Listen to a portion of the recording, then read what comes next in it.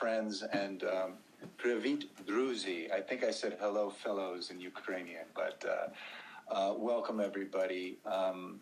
My name is Jeff S. I'm in Los Angeles, and I'm a grateful member of Under Earners Anonymous. I've been in UA for 5 years, and it's been a godsend.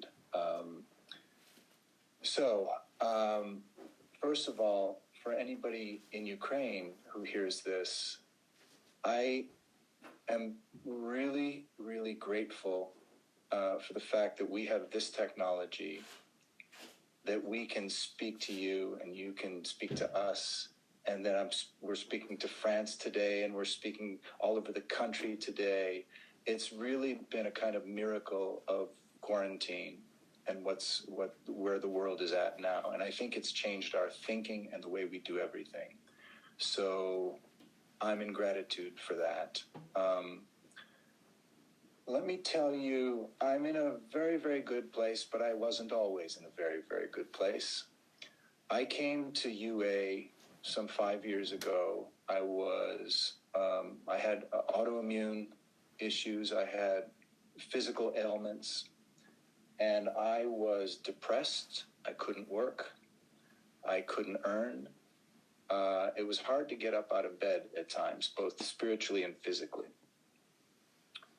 And 10 years before, I had amazing results with the sister program of DA, Debtors Anonymous.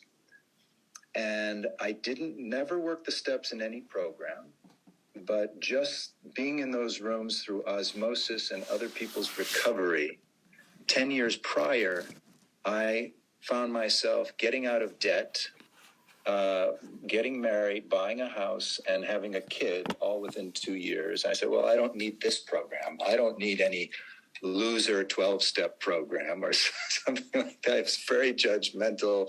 I was very just take what I get, turn and burn, and arrogant is what I was.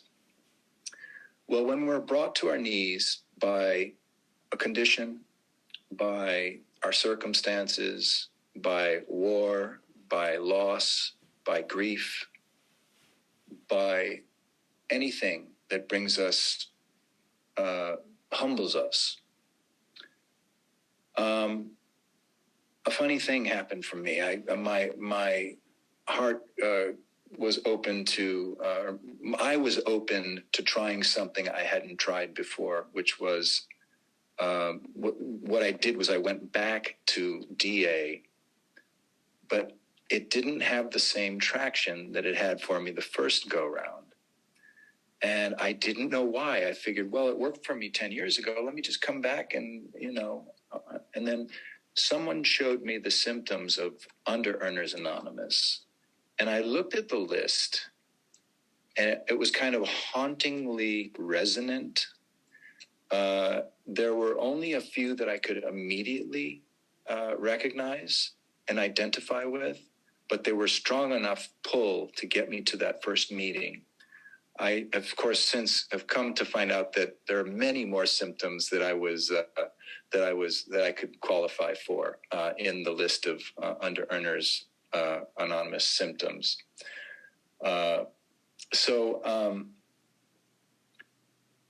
When I came to UA, I still was dipping my toe in the water. I think I was in fear.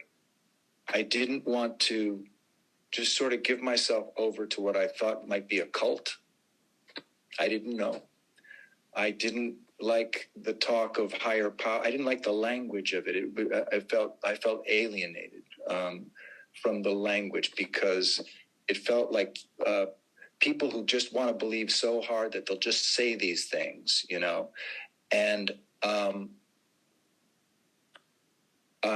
nonetheless, I saw enough recovery from the first time I came in that I said, I want some of that.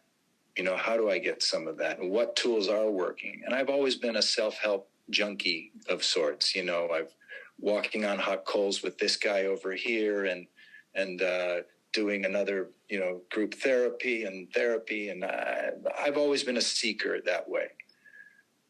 which is probably part of the reason for my arrogance. I figure I've been there, done that, and you show me something different. Show me something that's going to work. Well, it was after a face-to-face meeting in Santa Monica that somebody at the monitors said at the end of the meeting, would anybody like an action meeting? And I raised my hand. I knew I had to do something. And I raised my hand, and two people spent an hour of their time listening to me, giving me some action steps. And I was absolutely blown away that people, it's like, where's the money here? There's no money exchanged, and there's no, the fact that this was available to all, and that it was free, and that there was so apart from having an agenda, it kind of moved me that these people spent this time, and they had so much recovery that I could hear it in them. And they gave me my marching orders, which were the first three tools of UA, which is to keep track of my time, to actively seek to go to meetings, and actively seek a sponsor. And I did that. And as soon as I started keeping track of my time, I had no idea what I thought I was going to do and the shenanigans that went on after I stated what I was going to do, and I did it very simply. I know we hear a lot of different ways to keep track of our time with apps and this and the pages on the website. Great. If it works for you, wonderful. It's whatever works for you. For me, what worked was the simplest way in, which was to simply write what I'm doing, what I'm going to do in the next 20 minutes, take my phone and put the timer on. And after 20 minutes, when the bell goes off, I look and say, did I do what I said I was going to do in the next 20 minutes? And it was revelatory. What I said I was going to do and what I did, and the ways I justified it to make myself feel good about it, or to, escape into social media or whatever it was very enlightening. And next was going to meetings. And I went to several different meetings because they gave me a 90 and 90. And they also made sure that I was accountable. I had to text them every 3 days what I was doing. I think without the accountability, without that service in our program, I wonder how many of us would have stuck with it.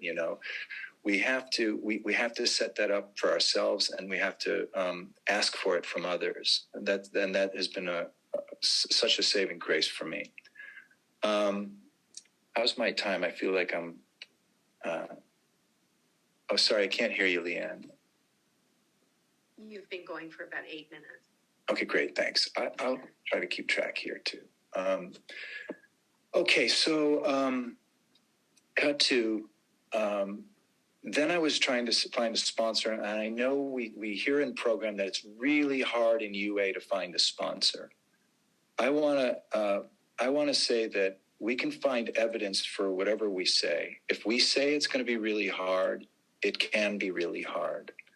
And we can also find evidence that if I'm open and I go to a lot of meetings and I have conversations with people, odds are I may just get what I'm asking for and looking for. I will also say that I didn't want to ask for anything when I came to this program. I felt like it'd be taking a dump on your front lawn. You should forgive the analogy, but I just felt like I don't want to bother you with my problems.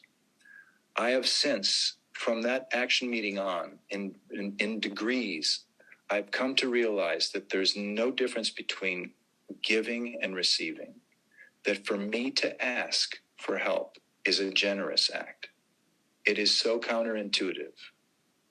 Because when I ask, it gives somebody else a chance to get out of their heads and out of their lives, out of their problems, and help me. And that has been the genius and magic of this program for me, because there's been no more powerful tool than service, which I'll get to in a second. So things began to get better. I got help for myself. I started, all of a sudden I started earning a little bit, little flow here, little flow there. But really, it happened as a result of my willingness. After that action meeting, I was in 100%.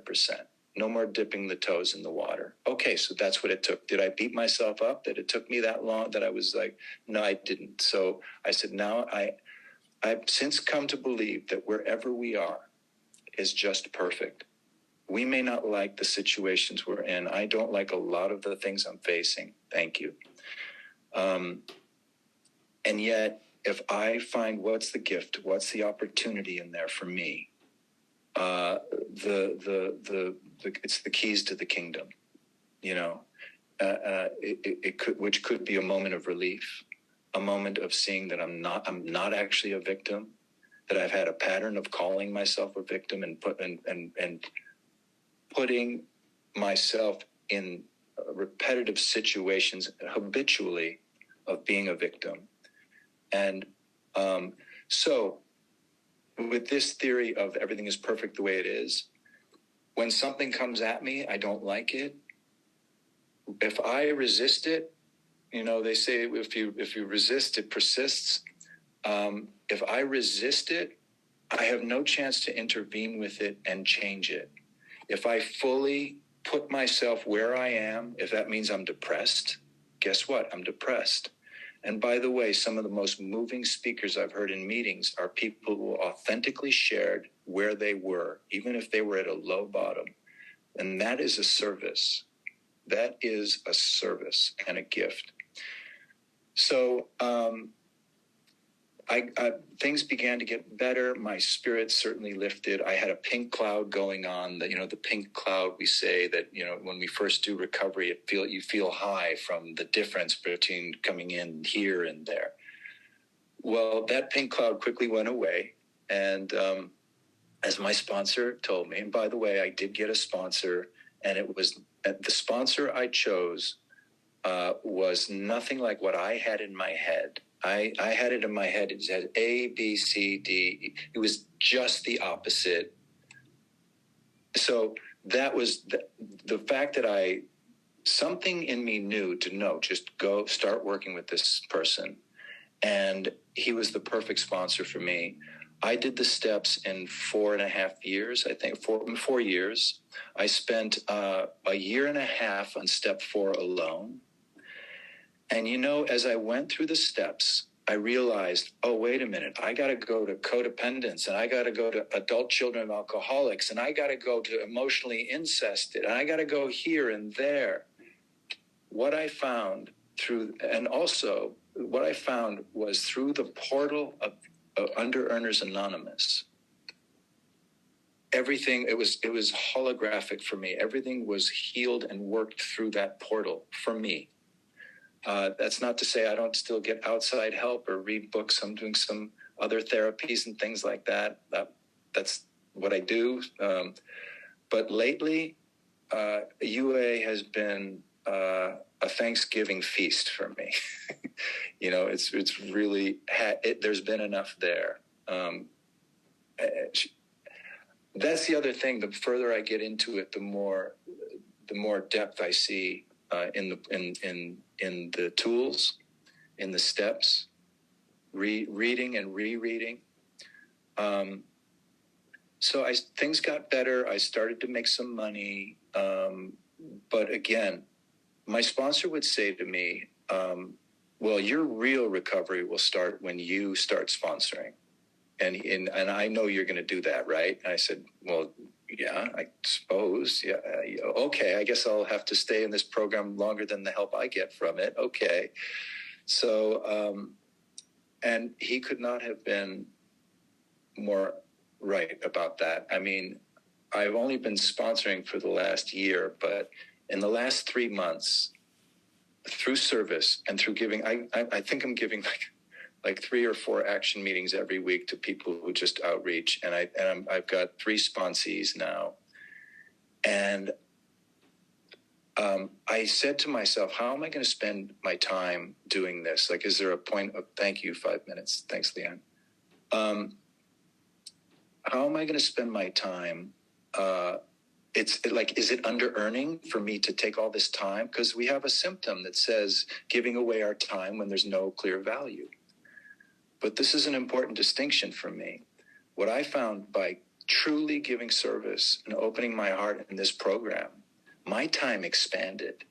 The things that I thought I had to get to, that I was struggling to do and trying to, oh my God, getting fearful and anxiety about, they seem to take care of themselves with no effort. Jobs seem to jump at me since the more service I give. My wife has transformed before my very eyes because we annoyed the heck out of each other for many, many years. And all of a sudden, now I know if she's annoying to me, I'm off somewhere. So I have to find, where am I off? I find where it is, and guess what? She's nice to me again. So it is an inside job. It is, and the inside could not be worked on without you guys. We say it's a we program. What else in 3 minutes? Let's see, what would be, let me just take a moment. Because another thing I've learned is that God is in the pause. Speaking of which, when I have here's a difference. Instead of being like hooked and reacting all the time to everything that's going on in my life, because that's out of fear, right? What I found in the fourth step, which is when we do the fearless moral inventory and we list the columns and what's got us hooked, the fear, the selfishness, the self-centeredness, the etc.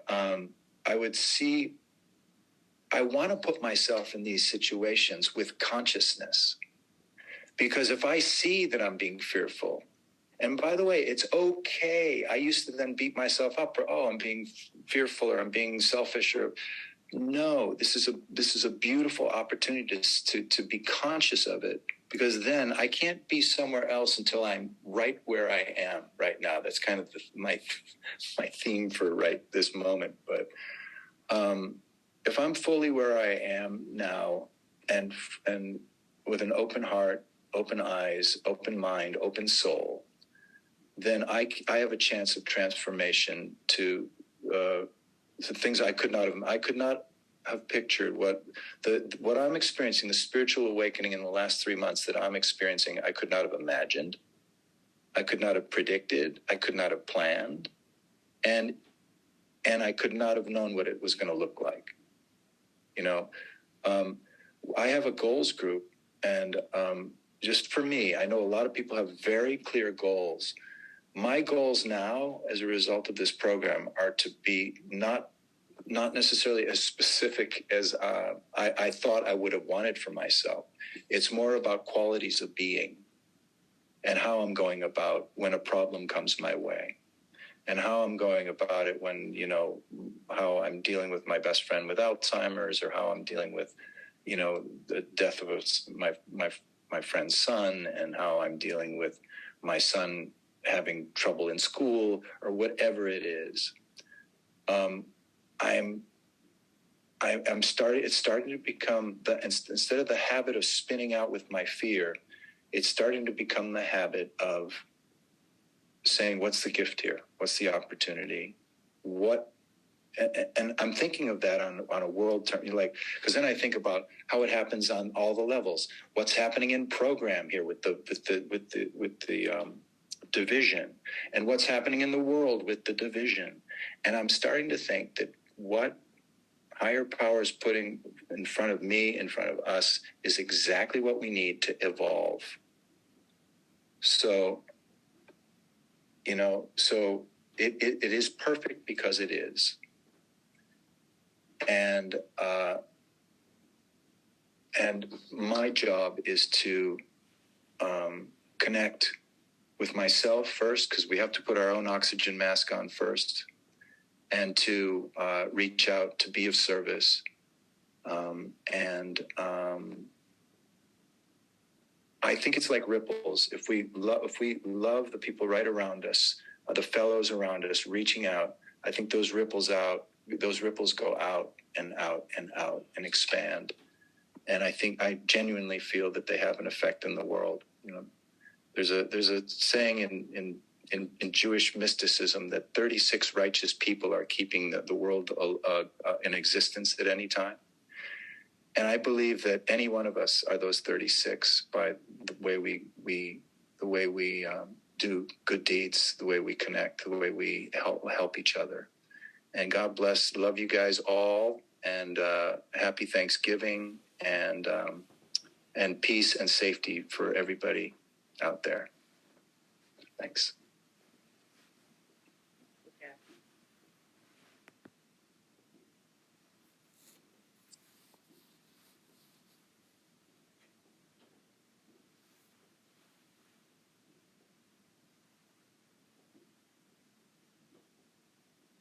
Leanne, I think you're muted.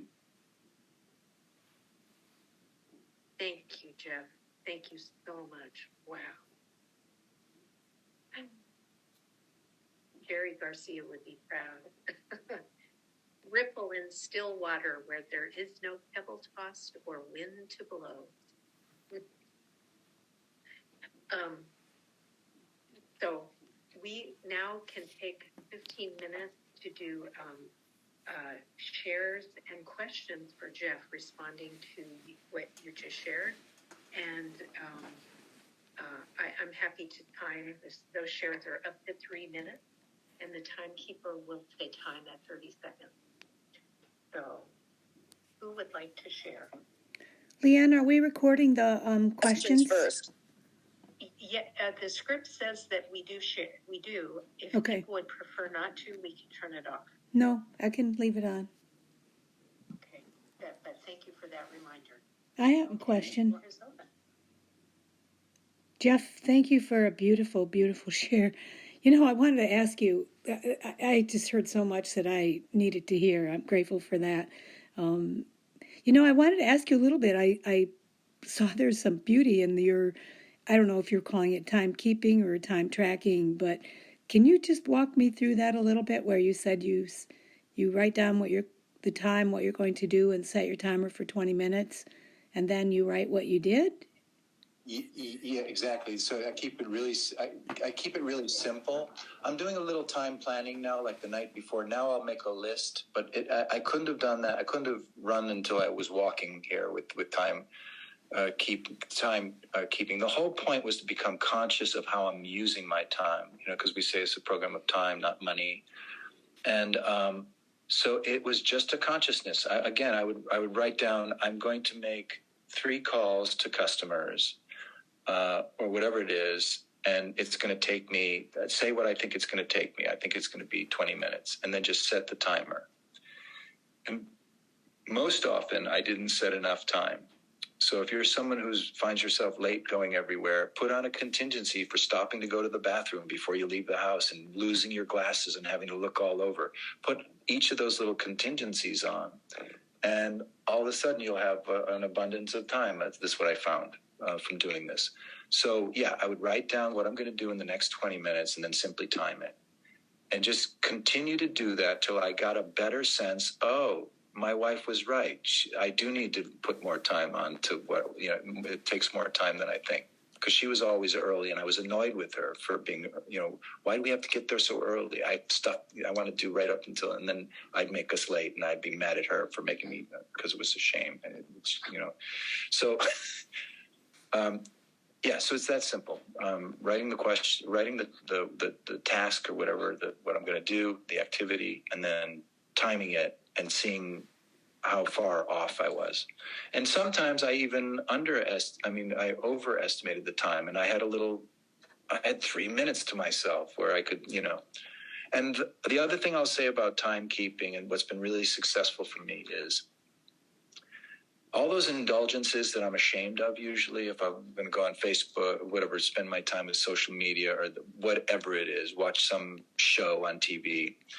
I'm now using whatever it is is the most difficult thing on my list. I'll do for 20 minutes, and then I'll do that little indulgence as a reward for 5 minutes. And then it gets some power as a reward instead of a shameful getting off track. So I'll leverage the power of my desires to actually work first on what I need to work on. I hope that helps. And does that answer your question? Yes, thank you so much. Sure. Claire. Thank you so much, Jeff, for your share. It was really powerful for me, very inspiring. I apologize for being lying in bed.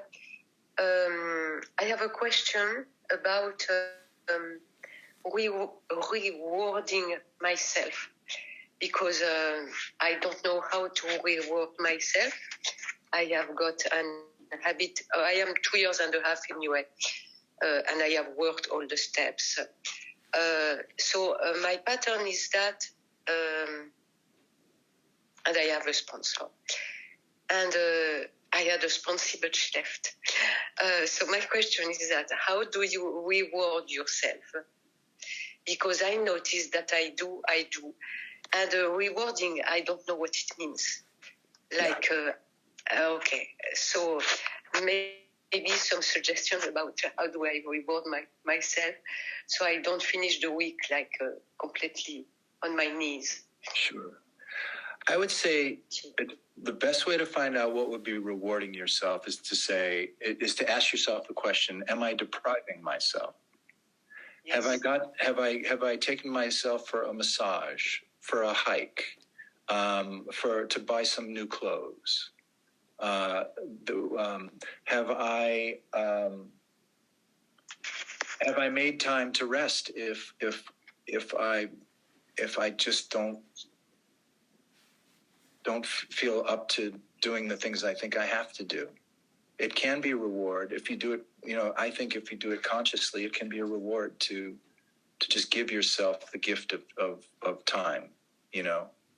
I've been in action meetings where I told people, where both myself and my partner who are giving the action meeting would say, okay, you think you have to go do all these things? No, what you have to do is just rest right now. You just have to be still. So rewards can be many and different. For me, recently, I used to be an actor, and I had a little bit of a career, but not really because of under-earning symptoms. But recently, because of my recovery, all of a sudden acting is coming back in the picture without my really trying. So I did a commercial, and I realized I have no clothes to wear this audition. And so I said, I got the job because I think because of my recovery. But I said to myself that, all right, instead of going through my clothes and saying, what am I going to wear? What am I going to look good in? Or what am I going to feel good in? I said, if I get this job, and not even if I get this job, I said, I'm going to go out and spend some money on some clothes that I feel good in. And if I get the job, I'll spend some more money on clothes. And I got the job, so I'm going to do that. I don't know if that helps. So, sure. Yes, a lot. Okay. And it says, I think, in one of the tools of UA, is that in timekeeping that we reward we keep track of our time so that we can see where we've come and reward progress. And we do that in the goals tool too, the goals pages. Thank you. Sure.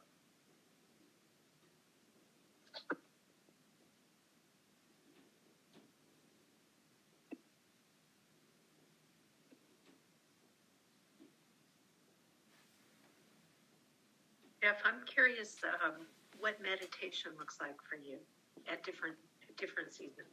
Yeah. Well, I do TM, Transcendental Meditation. I got some training years ago, but I didn't do it. I came back to it during quarantine, right in the middle of my working the steps. It seemed to make sense. But it actually took on a new meaning when we got to step 11, where, through meditation, conscious contact with God. My meditation used to be, well, what I do is twice a day, 20 minutes if I can. And by the way, from a men's circle from my synagogue of all places is where I have an accountability partner, and he's moved out to Las Vegas, for 3 years, we still text each other just a number, 1, 2, 3. So a perfect week would be 14, two times a day, 7 days a week. So that accountability has been powerful. And I'll tell my sponsees now to make an outreach call to a newcomer and to do a meet, like if they're on a 90 and 90 meetings, I'll just write, text me M1, M2. You don't have to give me a whole story. Don't make it hard for yourself. Outreach newcomers ON1, ON2. So that accountability is really powerful. I'm thinking about meditation and how the accountability has been so good in keeping me consistent with it. The actual meditation can, TM is its own thing. I mean, you pretty much, it's okay to have thoughts that distract you. You just go with whatever is coming and just go back to the mantra and with TM. There are many forms of meditation. Meditation is very akin to prayer on some level. For me, it was the day of my father's, the anniversary of my father's death on Thanksgiving yesterday. So during my meditation, I just invited my father in, and whatever I could, I just let thoughts of him and love for him come in. So it can, that's pretty much, it's sort of wherever it goes, but the important thing is to do it, because it does, I do feel calmer after. It makes me less apt to react instead of take the pause and then make a decision on what I want to do in the next moment. So that's my meditation.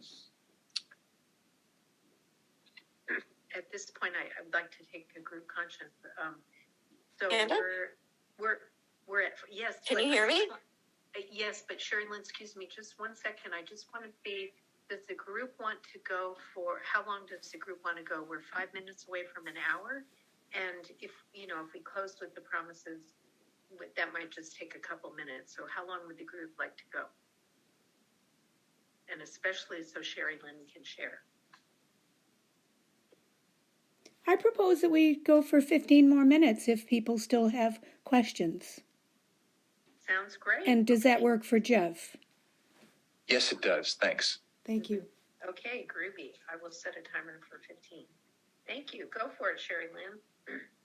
Okay. Thank you so much for your share, Jeff. I really appreciated it. A couple of questions or thoughts. One was, I've been doing action meetings for a long time, and I've never had that experience where my action team wants me to reach out to them 3 times a week or text them. But my suggestion was always, we'll work with your action partner to get your actions done. And I would send back my actions to my action team. And they said, you can reach out to us if you want, but I didn't have that kind of accountability with them. It was with an action partner. And the other question is, how do you manage? I mean, it sounds like you responded to some of that, but how do you manage 3 sponsees? Yeah. Well, for the first question, even though those action partners told me to text them 3 times a week, they never texted me back. And I'm like, come on, guys, where's that beautiful support? And then I realized, oh, wait a minute. They're keeping me accountable. They don't have to be made accountable. They're fine. This is for me. They did this for me. So there's that. And I also like the fact that the way you've done it, that you have an action partner to be accountable for, because as my sponsor says to me, I'm not your therapist. I'm not your guru, because I want you to build your network by reaching out to others. So you're expanding your network in UA. But in terms of the time, how I have time, now I'm saying, how do I have time not to do it? I'm telling you, when I have a sponsee come over, and I have two sponsees in town, so that I make them come over. I make them come to my house. It's just more of a commitment. That's what my sponsor. I'm sort of carrying on what worked for me and what I know. But the other day, one of my sponsees had his kid unexpectedly. He's a single dad, and he asked if he could Zoom. Of course, we have Zoom. It's a beautiful thing. And then I've got one sponsee in the state of Washington who I Zoom with, and both are. I mean, it's also powerful on this. I find Zoom so powerful. I don't know. It's just. First of all, it's like amazed that you guys are out there, and and we're here, and we're like the world. It's like for me, the whole world is like we're bringing the whole world in here. But I don't. It's counterintuitive. I don't know the answer to that question, Sherry, because is it Sherry Lynn is your full name? Sherry Lynn, yeah. Yeah, because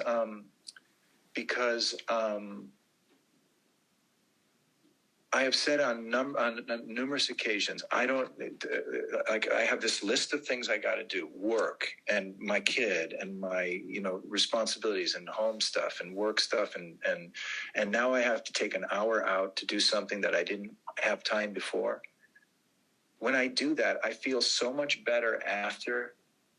I might go into it resisting. I feel so much better after that. My brain, something is just expanded so that what was going to take me an hour to do, I now do in 5 minutes or something. Or even more magically, and this has happened, whatever I thought I had to work on solved itself, and I have a check in the mail because I've done I just think there's a strange metaphysics or what's the word I'm looking for? Where one thing affects another. I don't know. I just think I've found enough evidence that the more I do, the more I don't have to effort. The more I do in the way of service, the less I have to effort the other stuff, the stuff for myself. I don't know. It's just. I'm talking to another person who sponsors a lot of people because we're saying to each other, there's got to be a law of diminishing returns here. I mean, how much can we do this? And I haven't found it yet, but at moments I think, oh, this might be it, and I don't want to take on a fourth sponsee right now. But I just feel good when I'm doing service. I just feel good about myself. I'm out of my own head. I come back to my world of problems and the things I come back with a renewed vigor and strength and solutions for what I'm doing in my own life. And then I realize, oh my God, my sponsee just gave this to me. It's interesting you say that. For whatever reason, I haven't had long-term sponsees. I've been giving a lot of service in the program. I'm a GSR. I've been a GSR for a long time. I've worked on several committees.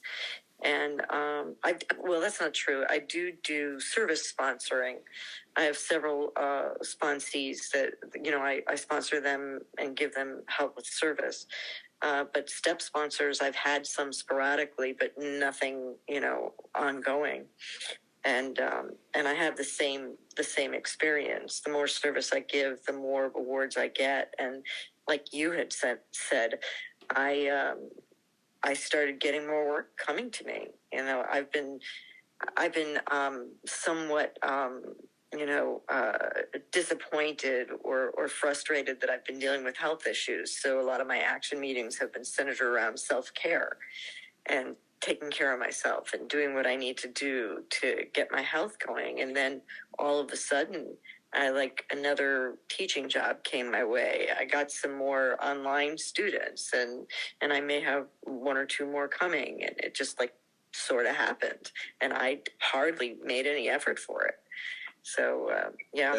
That's a great testimony, right? It's like I came back from Europe. I had a very abundant, thanks to this program, I had a very abundant 5-week trip to Europe with my family. I came back, and for the first time, I got the dreaded COVID. And I was like, oh my God, I had to hit the ground running. I took 5 weeks off. How can I I'm not European. I don't take those kind of holidays. It's the Germans and Australians who take a month off, I guess. But yeah, we Americans are used to the 2-week vacation, and I took 5 weeks. So and I knew I was doing a little work from Italy or whatever, but not much. And I got back figuring I'd hit the ground running, and I had COVID, and it was bad for for a few weeks. And like the second day of having it, I realized, okay, I don't like this, and this is a gift. And I took a deep breath, and I said, oh, I guess the universe is telling me to relax and just take care of myself. And that's when I did that for myself, all of a sudden I got 5 jobs that I would have spent probably 3 weeks running around to get. 5 jobs came to me in my sick bed. So I closed 5 deals, Wow. Not going and seeking it, because I think there's some, not alchemy, but I can't think of the word, but it's when Law of attraction. Maybe, maybe the opposite. But like when I stop trying so hard and I just surrender, when I surrender, then I find more bounty coming in. It finds me as opposed to my struggling to find it, if you will. It's like, I don't know. That's my example of the same thing you experienced. That was also my, as I was hearing you talk about your step work and your recovery work, I experienced the first 2 times that I went through the steps in UA, I went through the steps. I worked the steps. This 3rd time through, the steps are working me. Wow. That's amazing. I've been thinking that I want to, maybe I'd like to have the steps work me. I'd like to go back. I've only done the steps once in my lifetime, because this was my first time at the Steps Rodeo. So, but yeah, it's a work in progress. It's an ongoing thing, and I think there'll be. So for you, having worked it a bunch of times, have you experienced different levels of, like, just completely different discoveries or? Oh yeah. Yeah. Oh yeah. It's just amazing. Like everything in my life, like when I was on the 4th step, oh, that's a 4th step experience. Oh, my entire life is about the 4th step right now. And then right now I'm on 6 and 7. And it's like, oh yeah. I've never been entirely ready for anything in my life, or so I thought. Yeah. We're entirely ready to have God remove all these defects of character. Yeah. Oh yes, I am. I guess that's also why we have step 10 to go over and to do it again and to live in those last 3 steps. That it's always that, it's not a one and done thing, Thank you so much. Of course. Thank you.